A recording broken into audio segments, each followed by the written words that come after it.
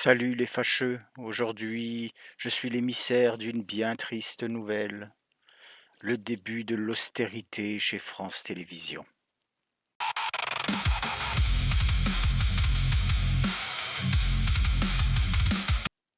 Mais avant de rentrer dans le vif du sujet, mes bien chers frères, mes bien chères sœurs, je propose que nous louions ensemble Saint à l'oncle, saint patron des livres de comptes publics bien tenus.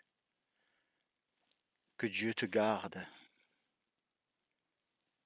Redevenons sérieux, au cas où vous l'auriez loupé, France Télévisions a annoncé une baisse des dépenses pour cette année pour son déplacement au Festival de Cannes. Ou du moins c'est ce qu'ils essayent de nous faire croire. Mais on va voir que c'est pas tout à fait vrai. Non, non, non. Il faut pas se leurrer, si on en est là, c'est grâce à la commission d'enquête parlementaire sur l'audiovisuel public où le rapporteur Charles Aloncle a su poser les bonnes questions. Les questions qui dérangent. L'Inquisition.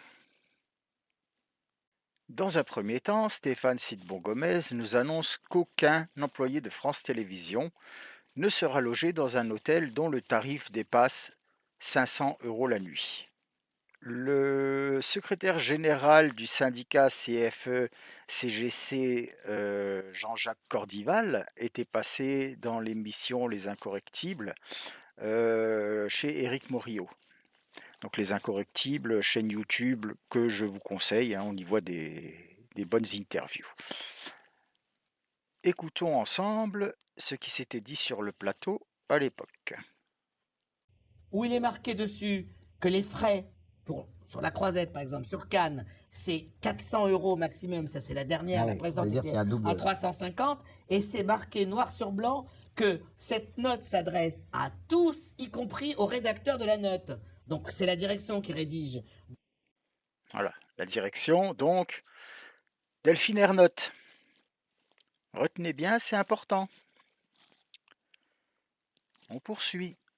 La règle qu'on s'est fixée, c'est qu'il n'y aura plus personne dans un grand hôtel qui dépasse ses tarifs, à l'exception de ceux qui sont invités par le Festival de Cannes, comme la présidente de France Télévisions, Delphine Ernotte,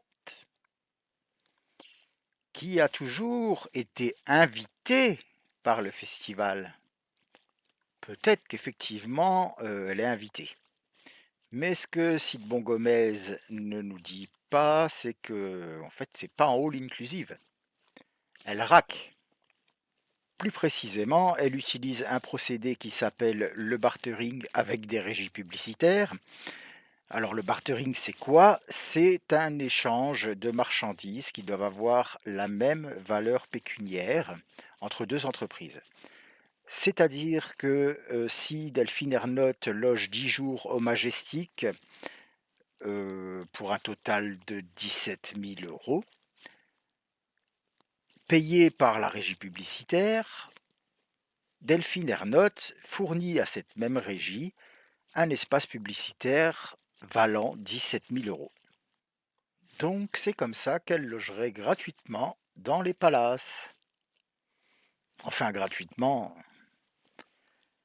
c'est de l'argent qui rentre pas dans les caisses de France Télévisions et qui sert surtout à son petit confort personnel. On va pas s'acharner sur Delphine Ernotte, la justice s'en chargera pour nous. On va plutôt se concentrer sur le prix maximum des hôtels normaux. Fait quand même un mois de loyer en province pour une nuit à Cannes, mais bon. Stéphane Sidbon-Gomez nous annonce 500 € maximum la nuit. Et est-ce que vous vous souvenez du montant indiqué sur la note de Jean-Jacques Cordival? Dans la petite note écrite par la direction de France Télévisions, il était indiqué que le prix de la nuitée maximum était de 400 €. 400 €. Et on nous annonce une baisse de dépenses cette année avec une nuitée à 500 €. Bon, Je sais que je suis pas Einstein en maths, mais pour moi, quand même un petit problème. Dans la presse, on nous dit que France Télévisions va également avoir recours au bartering pour payer les services et l'hébergement.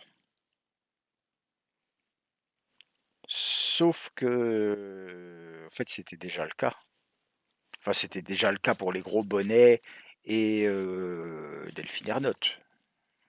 Mais les employés dans tout ça, je veux dire toute l'équipe technique, caméraman, preneur de son, ils le jouent, eux. Eh bien, Jean-Jacques Cordival est également passé sur TV Liberté, chaîne YouTube que je vous conseille également, surtout l'émission Bistro Liberté que j'aime particulièrement. Écoutons ce qu'il disait le 1er avril de cette année. Pendant ce temps-là, les gens qui bossaient sur Cannes pour 10 minutes le soir, hein, parce que c'est à peu près ça, 10 minutes le soir, eux, ils étaient logés à Mandelieu-la-Napoule. 12 bornes.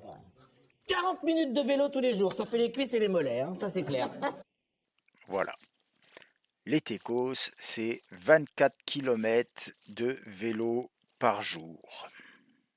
On nous annonce aussi que l'effectif des pêchés sur place va être réduit. Voilà, si c'est possible, du coup, pourquoi vous preniez toute votre troupe de clowns à chaque fois que vous y alliez? Au milieu de tout ça, quand même, petite sucrerie pour moi, je dois vous l'avouer. La montée des marches ne sera plus couverte par quelle époque? Pas de bol, Léa Salamé.